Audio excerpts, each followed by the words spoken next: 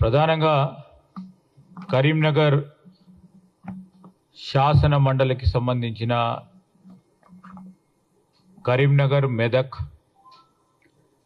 నిజామాబాద్, ఆదిలాబాద్ జిల్లాలకు సంబంధించిన పట్టభద్రుల శాసన మండలికి సంబంధించిన ఎన్నికల సందర్భంలో నిన్న జరిగిన ఓట్ల లెక్కింపు తదుపరి ఓటర్లు ఇచ్చిన తీర్పును గౌరవిస్తూ కాంగ్రెస్ పార్టీ అభ్యర్థి అయిన మా సోదరులు ఆల్ఫోర్స్ నరేందర్ రెడ్డి గారి అభ్యర్థిత్వాన్ని బలపరిచిన పట్టభద్రులందరికీ, అదేవిధంగా యావత్ కాంగ్రెస్ పార్టీ 4 జిల్లాలకు సంబంధించిన మా నాయకత్వానికి, క్రియాశీలకంగా పనిచేసిన మా కాంగ్రెస్ పార్టీ కార్యకర్తలకి, నాయకులందరికీ హృదయపూర్వకంగా మేము వారికి కృతజ్ఞత తెలియజేస్తా ఉన్నాం. ఫలితం ఏమొచ్చినా కానీ కాంగ్రెస్ పార్టీకి సంబంధించి క్రియాశీలకంగా అభ్యర్థిని గెలిపియాలని ఆలోచన చేసిన ప్రతి ఒక్క కార్యకర్తకి మేము కృతజ్ఞతలు తెలియజేస్తూ ఉన్నాం. ఈ సందర్భంలో మేము తెలియజేసింది ఒకటి స్పష్టంగా కనబడతా ఉంది. పార్లమెంట్ ఎన్నికలకు సంబంధించి ఏ విధంగానైతే బీజేపీతోని మమేకమై బీఆర్ఎస్ నడిచిందో,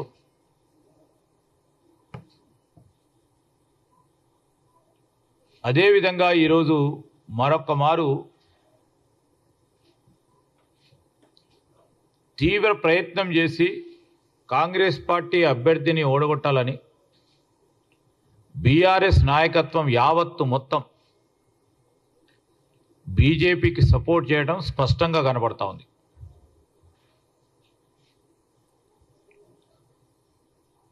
మొదటిగా బీఆర్ఎస్ పార్టీ వారి పార్టీకి సంబంధించిన అభ్యర్థిని నిలబెట్టలే. ఎందుకు నిలబెట్టలే? ప్రజలందరూ గమనించాలి.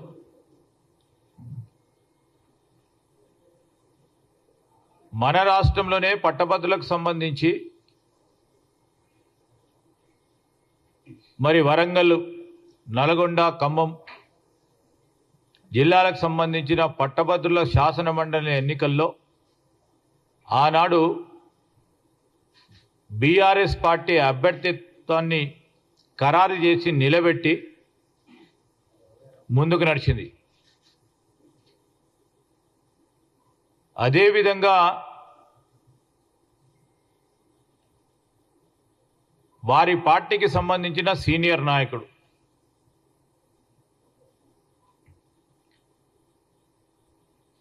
కరీంనగర్ ప్రాంతవాసి, మాజీ సివిల్ సప్లైస్ కార్పొరేషన్కు సంబంధించిన చైర్మన్, ఆనాడు మరి ఆ సర్దార్జీ గారు రవీందర్ సింగ్ గారు పార్టీ పరంగా ఉన్న సీనియర్ నాయకుడు.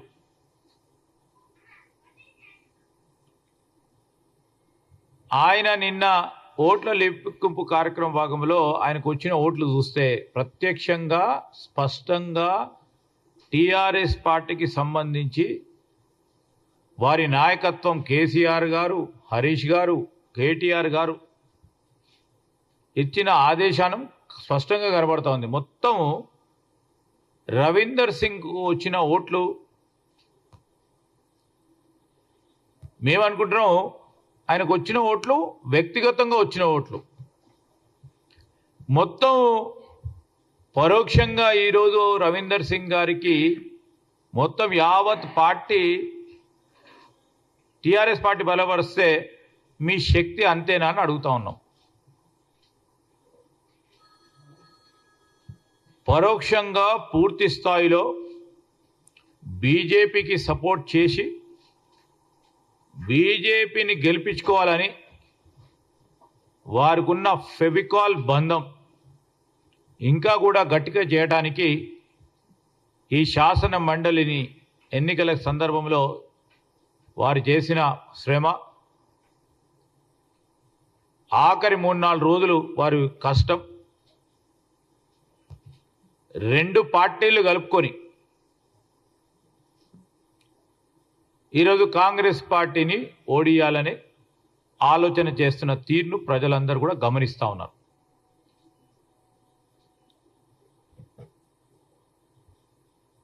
రెండో పక్షాన మేము ఈరోజు చెప్తా ఉన్నాం,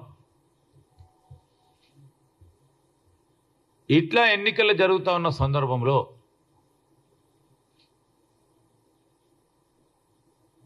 ప్రధానంగా బీఆర్ఎస్ పార్టీకి సంబంధించి ఆనాడు కానీ 2 మార్లు ఎలక్షన్ శాసనసభలో జరిగినప్పుడు బలము ఇచ్చిన ఆ ప్రాంతానికి సంబంధించి పట్టభద్రుల ఎన్నికల్లో ఒకటి ఎందుకు నిలబెట్టలేదు? అది ప్రశ్న అడుగుతూనే ఉన్నాం.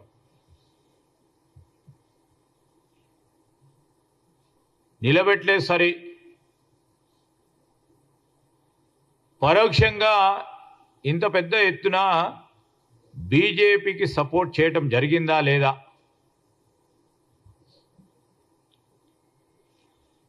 బీఆర్ఎస్ పార్టీకి సంబంధించిన కొంతమంది బీజేపీకి సపోర్ట్ చేస్తున్నారు, చేద్దామంటే వారి మధ్యలో మనస్పర్ధలు వచ్చిన మాట వాస్తవమా? భేదాభిప్రాయాలు వచ్చిన మాట వాస్తవమా?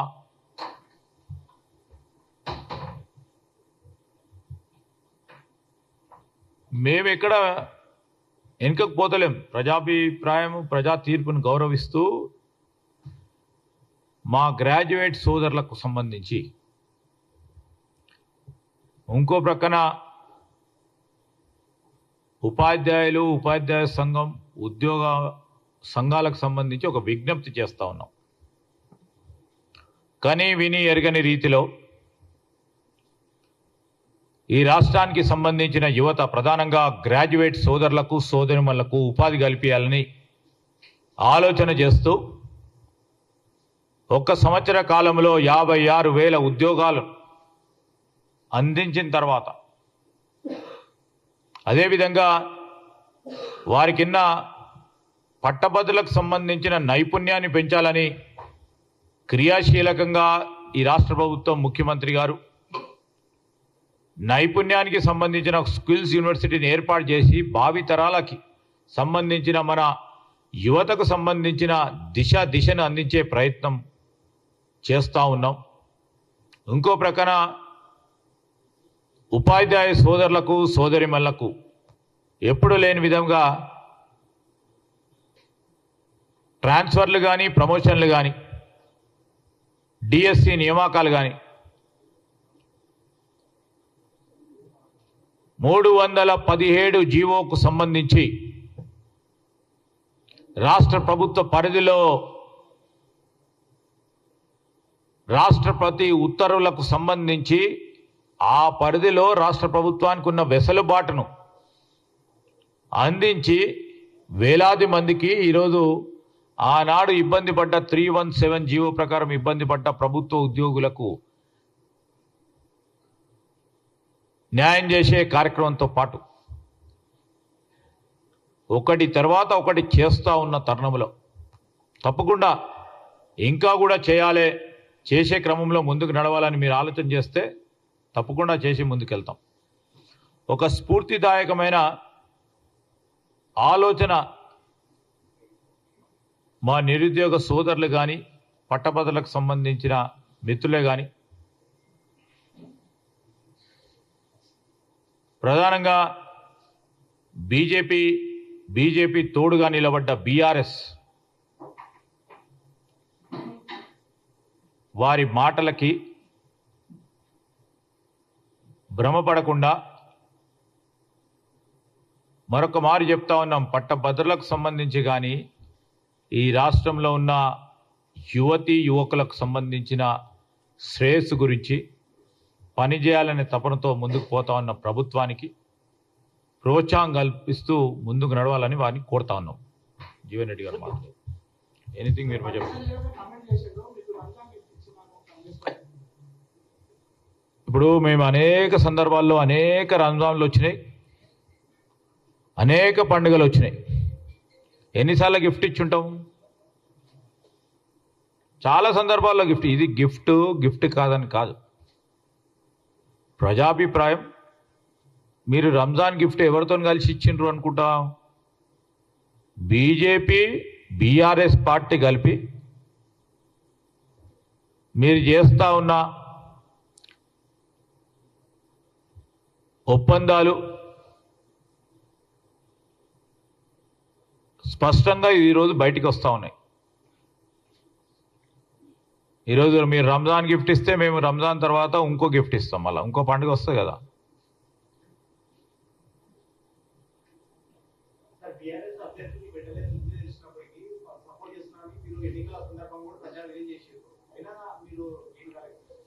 గేను నా గేను అని ఉండదమ్మా. ఈరోజు బీఆర్ఎస్ నేను చెప్పినప్పుడు 2-3 రోజుల ముందు కూడా స్పష్టంగా అన్ని హంగులాలతో బీజేపీ గెలవాలని ప్రయత్నం చేశారు. మీరు బీఆర్ఎస్కు సంబంధించి ఆనాడు ఖండన చేస్తూ మాకు బీజేపీ ఇద్దరు కలిసి మాట్లాడుతున్నారని చెప్పిన బీఆర్ఎస్ స్పష్టంగా ఎక్కడికైనా పోయి చూడండి. మేము కూడా ఛాలెంజ్ చేసినాం ఆ రోజు. బీజేపీకి సపోర్ట్ చేస్తూ వారికి ఓటు వేయాలని క్షేత్రస్థాయిలో పనిచేస్తూ ఉన్నది ఎవరు? ఏదైనా గ్రామానికి వెళ్ళి చూస్తామని చెప్పినారు, ఛాలెంజ్ కూడా చేసినాం. ఈరోజు రెండు కలిపి ఒక ప్రయత్నం చేశారు. నేనంటే ఉన్నా పాపం రవీందర్ సింగ్ నేను బీఆర్ఎస్ నుంచి నేను నిలబెడుతున్నా. నాకు పూర్తి స్థాయిలో పరోక్షంగా బీఆర్ఎస్ పార్టీ సపోర్ట్ చేస్తున్నది అన్నప్పుడు ఎన్ని ఓట్లు వచ్చినాయి? వారి బలం అంతేనా బీఆర్ఎస్ది? వారికి ఉన్న బలం అంతా కూడా బీజేపీకి సపోర్ట్ చేస్తే వారికి బీజేపీ మధ్య గల సత్సంబంధాలు, ఆ బంధం ఇంకా పటిష్టంగా ఒక ఫెవికాల్ బాండ్గా ఏర్పడాలనే ఆలోచనతోనే ఓ ప్రయత్నం చేసిండ్రు. ఎన్నికలు కనుక ఒకసారి ఓటమి ఉంటుంది, ఒకసారి గెలుపు ఉంటుంది.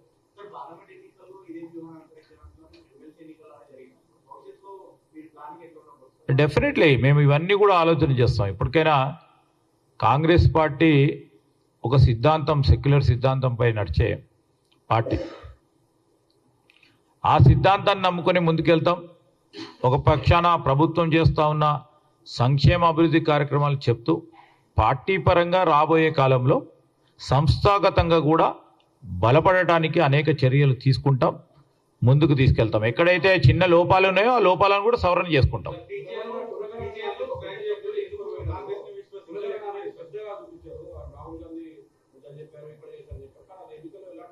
ఇప్పుడు కులగణనకు సంబంధించిన ఎన్నిక కాదు ఇది.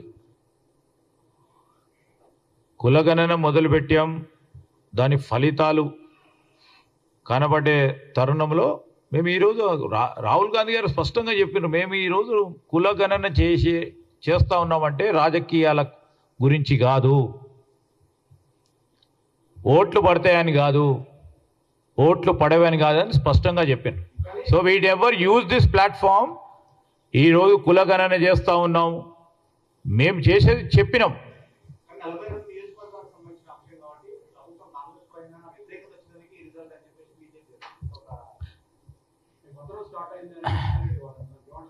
ఇప్పుడు మేము ఒకటే మాట చెప్తున్నాం, పతనమో రేపొద్దున రెండో మారు కాంగ్రెస్ పార్టీ అధికారంలోకి రావడానికో ఇదొక ఎన్నిక.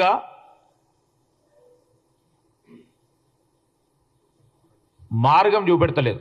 మేమే చెప్తా ఉన్నాం, మేము ఎన్నికలు పోతున్నప్పుడు బీజేపీ నిలబడ్డది, కేంద్రంలో బీజేపీ ఉండే, గెలిచిందా? ఈడ తెలంగాణలో పతనం వాళ్ళది.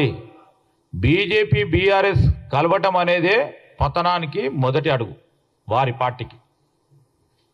ఎన్ని రోజులు ఈ భ్రమ పెట్టి మేము వేరే మీరు వేరే అని ఆఖరికి ఎన్నికలకు వచ్చే వరకు ఆ ఎన్నికల తేదీ నాడు ఇద్దరు కలుసుకొని చేసే ప్రయత్నం స్పష్టంగా మేము ప్రజలకు చెప్పాల్సిన అవసరం ఉందని చెప్తా ఉన్నాం.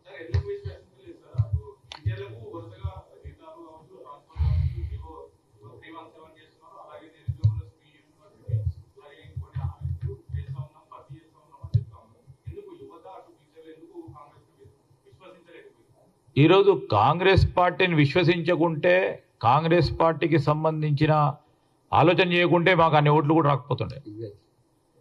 రైట్, విశ్వసిస్తూ ఉన్నారు, ఇంకా కూడా చేయాలనే సంకల్పం, మీరు ముందుకు సాగాలని చెప్తా ఉన్నది కూడా కనబడుతుండొచ్చు కదా దాంట్లో. We take it everything in positive way.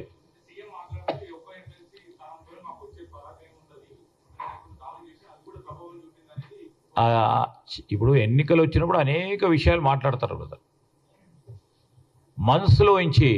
ఈరోజు మేము ఇవన్నీ చేస్తూ ఉన్నాము, చేస్తున్నప్పుడు మీరు ఓటేయండి అని వారు ఒక అప్పీల్ చేసిండ్రు ఓటర్స్కి. అప్పీల్ చేస్తూ ఉన్న తరుణంలో బీజేపీ వారు చేసే ప్రచారం, ఈ ఎన్నికకు సంబంధించి రేపో మాపో ఇక మొత్తం బీజేపీ రేపొద్దున ఈ శాసన మండలి ఎన్నిక గెలిచిన తర్వాత ప్రభుత్వం ఏర్పాటయ్యే క్రమం చేస్తున్నారని, వారు చేసే జిమ్మిక్కుల్లో ప్రతి రాష్ట్రంలో వారు చేసే జిమ్మిక్కులు మొదలవుతాయని చెప్పిండ్రు వాళ్ళు. అంతేగాని దీనికి సంబంధించి ఏ ఎన్నికైనా ఇంపార్టెంటే, ఆ ఎన్నిక అంతవరకు సీరియస్ తీసుకునే కార్యక్రమం చేస్తాం. ఇప్పుడు ఎన్నికల తర్వాత మేము పరిశీలన చేసుకుంటాం, ఎక్కడ సవరణ చేసుకోవాలి, ఏ విధమైన సమన్వయం లోపాలు జరిగినాయి, ఎక్కడ ఇబ్బందులు జరిగినాయి, అవి కూడా తప్పకుండా సంస్థాగతంగా చేసుకోవాల్సిన ఆలోచన తప్పకుండా చేస్తాం. దాంట్లో ఇష్యూ లేదు.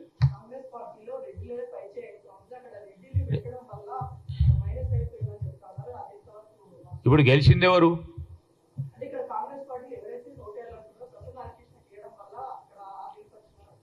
ఇప్పుడు ఓట్లకు సంబంధించిన సమీక్ష చేసుకున్నప్పుడు దానికి సంబంధించి ఏ విధమైన ఫలితం వచ్చింది, ఎందుకు వచ్చిందని కారణాలు చూసుకుంటాం ముందు ముందు.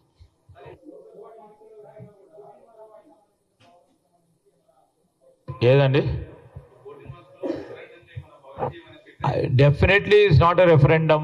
రెఫరెండం అని ఎవరన్నా అన్నవా? ఎవరికి వారు బీజేపీ వాడు ఇప్పుడు గెలిచిండనుక రెఫరెండం అని మాట్లాడతారు. ఎవరు వెనుకపోతలేరు. స్పష్టంగా మాకున్న కమిట్మెంట్, బలహీన వర్గాలకు సంబంధించి ఈరోజు మేము చేస్తా ఉన్న కులగణనకు సంబంధించిన సర్వే కార్యక్రమంతో పాటు మా కమిట్మెంట్, మా చిత్తశుద్ధి, చట్టాన్ని తీసుకురావాలనే ఒక ప్రయత్న భాగంలోనే ముందుకెళ్తా ఉన్నాము. అది వచ్చిన తర్వాతనే ఎన్నికకి వెళ్తామని చెప్పినాము. ఇంకా మాకు ఎన్నిక ఇంపార్టెంట్ కాదు, మాకు ఎన్నిక ఇంపార్టెంట్ అయితే ఇప్పటివరకు చేసేటోళ్ళం, అది ఎక్కడ పక్కన పెట్టి.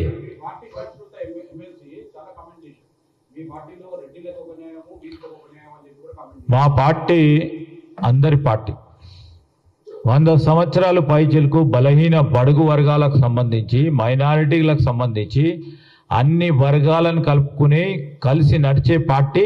ఈరోజు ఒక బలహీన వర్గానికి సంబంధించిన కాంగ్రెస్ పార్టీలో ఉన్న సీనియర్ నాయకుడు, ప్రదేశ్ కాంగ్రెస్ కమిటీ అధ్యక్షుడు మహేష్ కుమార్ గౌడ్ గారు, వారి ఆధ్వర్యంలో యావత్ పార్టీ నడుస్తూ ఉందంటే బలహీన వర్గాలకు సంబంధించి ఏ విధమైన ప్రాధాన్యత ఇవ్వాలి, అందరు కలిసి పనిచేయాలనే ఒక ఆలోచన దృక్పథం మా అఖిల భారత కాంగ్రెస్ పార్టీకి ఉంది కాబట్టి ముందుకు నడుస్తూ ఉన్నాము.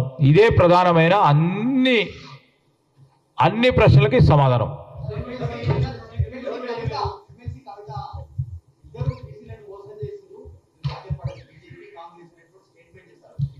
నేను అడుగుతా ఉన్నాం వారికి అంత చిత్తశుద్ధి ఉంటే బీఆర్ఎస్ పార్టీ నుంచి ఎందుకు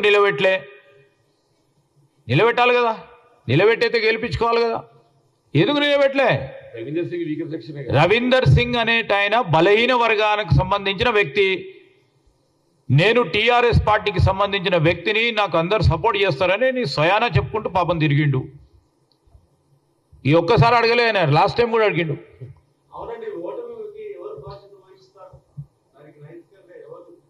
ఇప్పుడు నైతికంగా ఈరోజు సమిష్టంగా నో నైతికంగా ఏముందండి? ఇప్పుడు అనైతికంగా వారు గెలిచిండ్రు. 42 నియోజకవర్గాలకు సంబంధించి కాంగ్రెస్ పార్టీ సంబంధించి ఎక్కడ సమన్వయం లోపడు, ఎక్కడ ఏ విధంగా ఇబ్బందులు వచ్చినాయి అన్నీ కూడా మేము చూసుకొని మాట్లాడతాం.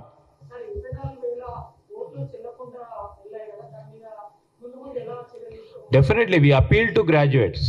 మేము ప్రతి ఎలక్షన్లో కూడా, ఎలక్షన్ ప్రచారం కార్యక్రమంలో కూడా ఏ విధంగా ఓటు వేయాలి, ఏ అభ్యర్థికి ఏ విధంగా ఓటు వేయాలి, మా కాంగ్రెస్ పార్టీకి అభ్యర్థికి ఈ విధంగా ఓటు వేయాలని ఒక పరంగా వారిని ఎన్లైటన్ చేసుకుంటూ, ఎంపవర్ చేసుకుంటూ, ఎడ్యుకేట్ చేసుకుంటూ ముందుకు నడిచినాం. కానీ దురదృష్టకరం, బాధాకరం. ఎందుకంటే మాకే పెద్ద ఎత్తున నష్టం జరిగిందని కనబడతా ఉంది అక్కడ. సో ఇలాంటి ఎన్నికలు జరుగుతూ ఉన్నప్పుడు ప్రతి ఎన్నికల్లో కూడా ఈ విధమైన ఒక స్పష్టత రావాలి, గ్రాడ్యుయేట్స్ ఈ విధంగా ఓటు వేయాలని చెప్తూనే ఉన్నాం. ఇంకా పెద్ద ఎత్తున దీని పరంగా ప్రచారం చేసుకోవాల్సిన అవసరం ఉంది.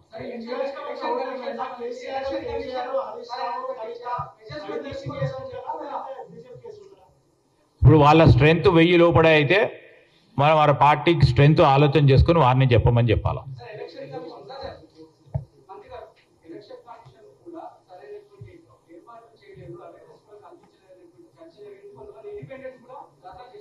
అవును, ఏదైనా కానీ ఎలక్షన్ కమిషన్ ఆఫ్ ఇండియాకు సంబంధించి వారికి ఉన్న విధులు తప్పకుండా స్పష్టంగా ఇంకా పెద్ద ఎత్తున చేయాల్సిన అవసరం ఉందని ఈరోజు ఇన్ఎలిజిబుల్ ఓటర్స్ సంఖ్య స్పష్టంగా చెప్తా ఉంది. తప్పకుండా ఒక అధునాతనమైన పద్ధతిలో అందరు ఓటర్స్ను ఎన్లైటన్ చేయాల్సిన పరిస్థితి ఏర్పడ్డది. ఈరోజు ఎన్నికలకు సంబంధించి 24,000 మంది ఆ తీర్పు అవే ఎలిజిబుల్ ఓట్లు అయితే తప్పకుండా మేము గెలిచేవాళ్ళం. మేము మాకు స్పష్టంగా కనబడతా ఉంది అక్కడ. సో దాన్ని మేము బేస్ చేసుకొని మాట్లాడతలేము ఈరోజు సరే జరిగింది ఎన్నిక, ఆ ఎన్నికకు సంబంధించిన ఫలితాలు వచ్చినాయి. ఫలితాలను గౌరవించాల్సిన బాధ్యత మాది.